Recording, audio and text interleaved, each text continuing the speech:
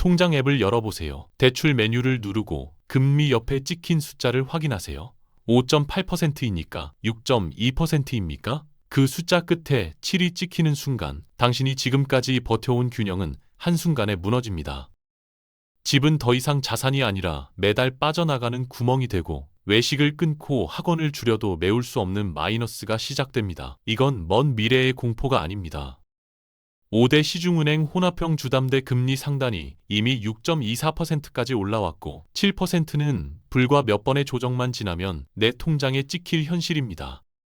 지금부터 그 7%가 왜 단순한 숫자가 아니라 생활 자체를 무너뜨리는 임계점인지 그 흐름을 따라가 보겠습니다. 변동금리를 쓰는 사람들은 이미 충격을 체감하고 있습니다. 신규 취급의 코픽스가 한 달 새 2.57%에서 2.81%로 0.24%포인트 뛰었거든요. 코픽스는 은행이 돈을 빌려오는 비용인데 이게 오르면 변동형 주담대 금리도 고지서에 시차를 두고 그대로 반영됩니다. 5억 원 대출자 기준으로 월 10만 원이 추가로 빠져나가는 거죠. 치킨 10마리 값이라고 생각할 수도 있지만 이게 매달 반복되고 누적되면 1년에 120만 원입니다. 여기에 제도 변화까지 겹쳤습니다. 2026년 2월 1일부터 은행권 주담대 위험 가중치 하한이 15%에서 20%로 올라갔거든요. 무슨 말이냐면 은행이 주담대를 취급할 때 쌓아야 하는 자본 부담이 늘어났다는 겁니다. 은행 입장에서는 같은 대출을 내주더라도 더 많은 돈을 묶어둬야 하니까 당연히 금리를 올리거나 심사를 까다롭게 만들 수밖에 없습니다. 결국 대출 받기는 더 어려워지고 이미 받은 사람들은 대환조차 막히는 구조가 만들어지는 거죠. 이제 가계의 숫자를 직접 봅시다. 5억 원을 30년 원리금균 등으로 빌렸다고 가정하면 금리 4%일 때 월 상환액은 약 239만 원입니다. 이 정도면 월급 400만 원 받는 사람도 161만 원이 남으니까 빡빡하지만 버틸 수 있어요. 그런데 금리가 7%로 오르면 어떻게 될까요? 월 상환액이 약 333만 원으로 뜁니다. 한 달에 9세원이 더 나가는 겁니다. 94만 원이 얼마나 큰 돈인지 감이 안 오시죠? 4인 가족 한 달 식비가 100만 원입니다. 아이 학원비 2달치가 94만 원입니다. 소형차 할부금 석 달치입니다. 이게 그냥 증발하는 거예요. 외식 몇 번 줄이고 옷 안 사면 되겠지 라고 생각할 수 있지만 현실은 다릅니다. 월급 400만 원에서 원리금 333만 원 빼면 67만 원 남습니다. 그런데 생활비는 최소 215만 원이 필요해요. 식비 100만 원, 관리비 15만 원, 통신비 10만 원, 교통비 20만 원, 보험료 20만 원, 교육비 50만 원. 이건 줄일 수 없는 생존 비용입니다. 67만 원으로 215만 원을 감당할 수 있을까요? 당연히 불가능합니다. 매달 148만 원씩 적자가 발생합니다. 비상금 2천만 원이 있어도 13개월이면 바닥납니다. 1년 조금 넘으면 끝이라는 겁니다. 그럼 그 이후는 어떻게 되느냐? 연체가 시작되고 신용등급이 떨어지고 다른 대출도 막히고 신용카드도 정지됩니다. 마지막에는 집이 경매로 넘어갑니다. 7억 원짜리 집이 경매에서 5억 원에 팔리면 대출 5억 원 갚고 나면 내 돈 2억 원은 그냥 증발하는 겁니다. 특히 위험한 사람들이 있습니다. 2020년에서 2021년 저금리 시기에 5년 고정으로 대출받은 사람들이요. 그때는 금리가 2%대였잖아요. 지금 그 5년이 끝나가고 있습니다. 재산정 시기가 오는 거죠. 2%가 6%로 7%로 뛰는 순간을 맞이하게 됩니다. 이게 몇몇 사람들만의 문제가 아니에요. 그 시기에 집 산 사람 거의 대부분이 해당됩니다. 체감금리가 계단처럼 뛰면서 월 상환액이 급증하고 버틸 수 있는 달수가 생각보다 빨리 줄어드는 겁니다. 그럼 대환으로 갈아타면 되지 않느냐? 많은 사람들이 제일 먼저 떠올리는 게 이겁니다. 금리 낮은 은행으로 옮기면 되잖아요. 하지만 지금은 대환이 거의 불가능합니다. 왜냐하면 은행들이 가계부채 총량 관리 때문에 대출문을 걸어 잠갔거든요. 국민은행은 임차 보증금 반환 목적 외에는 주담대 신규 취급을 전면 중단했습니다. 하나은행은 주담대와 전세대출의 대면 접수를 막았고 신한은행은 대출 모집인을 통한 신규 주담대를 멈췄습니다. 우리은행은 영업점별 가계대출 한도를 월 10억 원으로 묶어서 관리하고 있습니다.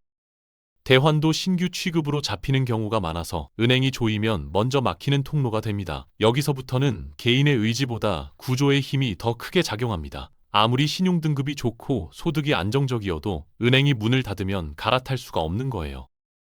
DSR 규제도 강화됐잖아요. 소득 대비 원리금 상환 비율을 따지는데 이미 대출이 많으면 심사에서 탈락합니다. 영끌족들은 보통 대출이 많으니까 DSR이 높아서 대환 자체가 안 됩니다.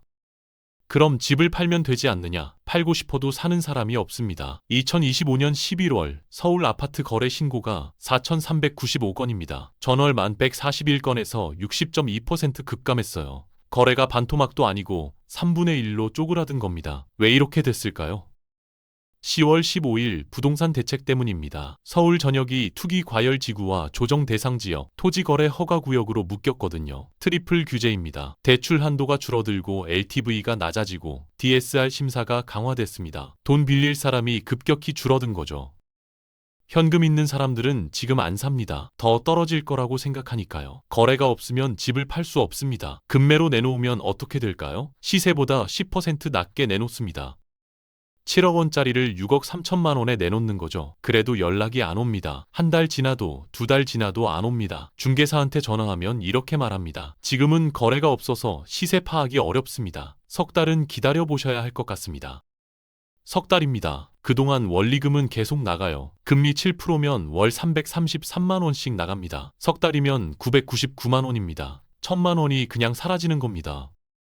준공 후 미분양도 문제입니다. 2025년 11월 말 기준 전국 준공 후 미분양이 29,166가구입니다. 집은 다 지었는데 안 팔린 겁니다. 건설사가 공실로 들고 있는 거예요. 새 집도 안 팔리는데 중고집이 팔릴까요? 더 어렵습니다. 시장이 완전히 얼어붙었습니다. 7% 구간에서 가장 무서운 건 단기 등락이 아니라 시간입니다. 시간이 길어질수록 선택지는 대환과 매도에서 연체 쪽으로 밀리는 거죠. 버티기는 어떨까요? 비상금으로 버티면 되지 않느냐? 문제는 시간입니다. 금리 7%면 매달 148만 원씩 구멍이 뚫립니다. 비상금 1천만 원 있으면 7개월 버팁니다. 비상금 2천만 원 있으면 13개월 버팁니다. 1년 남짓입니다. 2천만 원은 큰 돈이에요. 30대 직장인이 모으려면 3년 걸립니다. 그런데 13개월이면 끝입니다. 1년 동안 금리가 내려갈까요? 한국은행은 2026년에도 기준금리 인하에 신중합니다. 고환율과 물가 상승, 가계부채 확대 때문입니다. 금리를 내리기 어려운 환경인 거죠. 금리가 안 내려가면 비상금은 바닥납니다. 바닥나면 어떻게 될까요? 연체가 시작됩니다. 연체가 시작되면 신용등급이 떨어집니다. 신용등급이 떨어지면 다른 대출도 회수됩니다. 신용카드도 정지됩니다. 그 다음은 담보물 압류입니다. 은행이 집을 가져갑니다. 탈출구 3가지가 모두 막혔습니다. 대환도 안 되고 집도 안 팔리고 버티기도 한계가 있습니다. 이게 바로 7%가 무서운 이유입니다. 선택지가 사라지는 겁니다. 영끌족이 무너지는 건 한순간이 아닙니다. 단계가 있습니다. 실제로 어떻게 무너지는지 봅시다. 1단계는 희망입니다. 금리 6% 시점인데 이 정도면 버틸 수 있어. 외식만 끊으면 돼. 옷비만 줄이면 돼. 라고 생각합니다.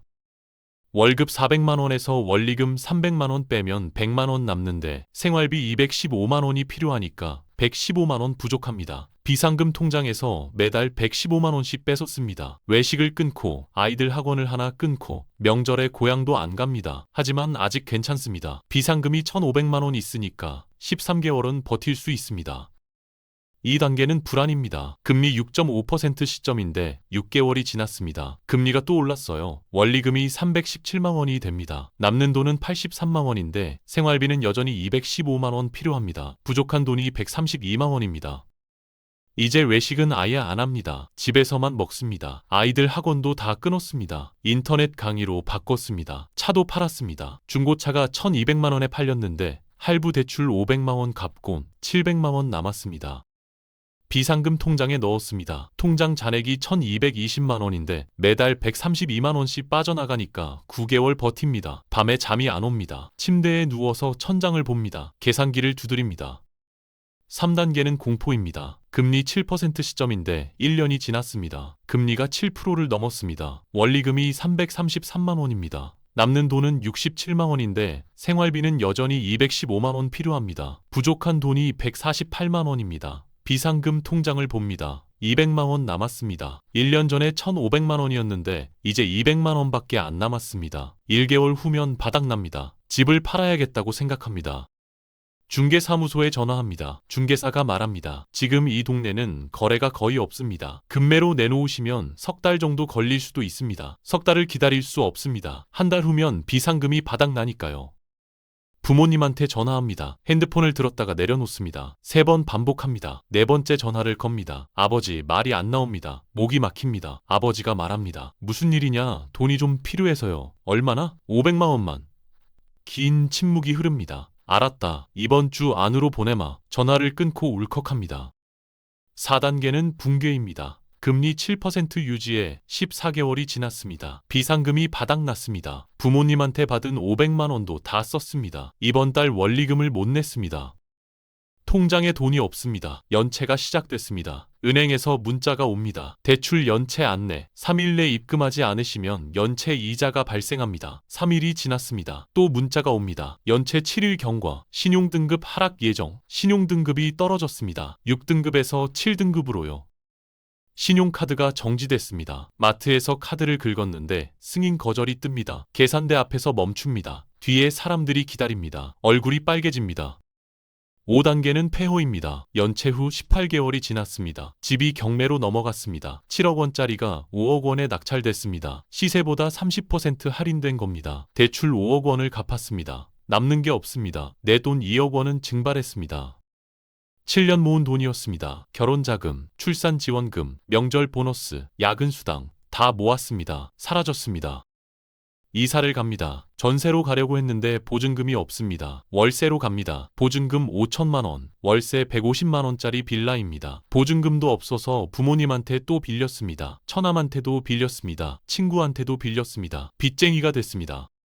이게 7%가 만드는 붕괴의 순서입니다. 희망, 불안, 공포, 붕괴, 폐허. 1년 반이면 끝납니다. 당신만 겪는 일이 아닙니다. 이미 무너지는 사람들이 나오고 있습니다. 2025년 11월 말 기준 가계대출 연체율이 0.42%로 전월보다 올랐고 주담대 연체율도 0.29%로 상승했습니다. 숫자 자체는 작아 보이지만 방향이 중요합니다. 상승 추세가 이어질 때 은행이 방어적으로 변한다는 점이 더 현실적입니다. 가게가 무너지면 소비가 줄어듭니다. 소비가 줄면 내수가 식습니다. 가게가 지갑을 닫으면 자영업 매출이 먼저 꺾입니다. 식당과 카페, 학원과 미용실 같은 동네 업종이 타격을 받고 매출이 줄면 고용이 줄고 소득이 줄면 다시 상환 여력이 줄어드는 고리가 생깁니다. 고금리 충격은 집에서 시작해 지역 경제로 번져갑니다. 부동산과 건설도 예외가 아닙니다. 미분양이 쌓이면 사업 일정이 늦어지고 프로젝트 자금 회수가 지연되면서 금융권의 부담이 커집니다. 건설 현장이 멈추면 철강과 시멘트, 유리와 전기, 인테리어와 가구까지 연쇄로 영향을 받으며 일자리도 같이 흔들립니다. 고금리는 단순히 이자 부담이 아니라 경제 전체를 재편하는 힘으로 작동하고 있습니다. 지금 필요한 건 공포가 아니라 확인입니다. 통장 앱을 여세요. 대출 메뉴를 누르세요. 질문 하나. 당신의 대출 금리는 몇 %입니까? 금리를 확인하세요. 만약 5% 이상이면 위험 구간에 들어왔습니다. 만약 6% 이상이면 이미 공포 구간입니다.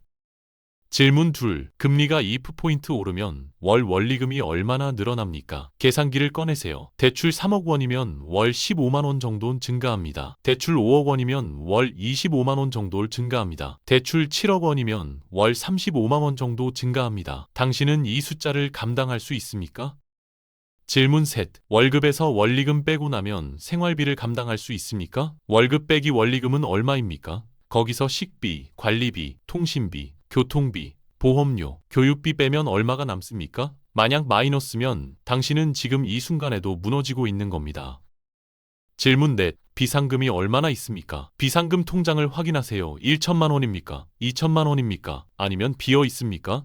비상금이 없으면 당신은 버틸 시간이 없습니다. 3개월 안에 무너집니다. 질문 5. 집을 지금 팔 수 있습니까? 당신 집 주변 중개사무소에 전화하세요. 지금 거래가 되고 있냐고 물어보세요. 서울 아파트 거래가 60% 급감했습니다. 만약 거래가 없으면 당신도 팔 수 없습니다. 석 달, 6달 기다려야 합니다. 답이 안 나온다면 이겁니다.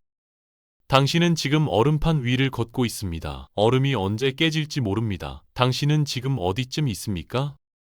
만약 당신이 위험 구간에 있다면 선택지는 3가지입니다. 첫째, 원금을 갚으세요. 5억 원 빌렸으면 1억 원이라도 갚으세요. 대출이 4억 원으로 줄면 월 원리금이 줄어듭니다. 어떻게 1억 원을 만드느냐고요? 부모님한테 빌리세요. 형제한테 빌리세요. 친구한테 빌리세요. 차를 파세요. 보험을 해지하세요. 2억 원 날리는 것보다 낫습니다. 둘째, 대환을 시도하세요. 쉽지 않습니다. 하지만 불가능하지는 않습니다. 은행마다 총량이 다릅니다. A은행이 안 되면 B은행, C은행 다 돌아보세요. 10곳 중 한 곳은 문이 열려 있을 수도 있습니다. 인터넷 은행도 알아보세요. 보험사 대출도 알아보세요. 금리가 0.5% 인트만 낮아져도 월 10만 원 정도 아낍니다. 셋째, 금리 인하 요구권을 행사하세요. 이거 하셨습니까? 은행에 금리 인하를 요구할 수 있는 권리가 있습니다. 신용등급이 올라갔거나 소득이 늘어났거나 담보 가치가 상승했다면 은행에 금리 인하를 요구할 수 있습니다. 은행은 이를 검토해야 할 의무가 있습니다. 거절당해도 손해볼 거 없습니다. 시도해보세요. 지금 움직이지 않으면 올해 하반기에는 선택지가 사라질 가능성이 큽니다. 금리는 사실 내 맘대로 통제할 수 없는 부분입니다. 하지만 당신이 통제할 수 있는 모든 것을 동원해서 대응해야 합니다. 통장을 여세요. 계산하세요. 움직이세요. 당신은 A입니까? B입니까? C입니까? 답이 나왔으면 지금 당장 움직이세요. 7%는 숫자가 아니라 당신의 삶을 바꾸는 임계점입니다. 언제 움직일 건가요? 지금입니다.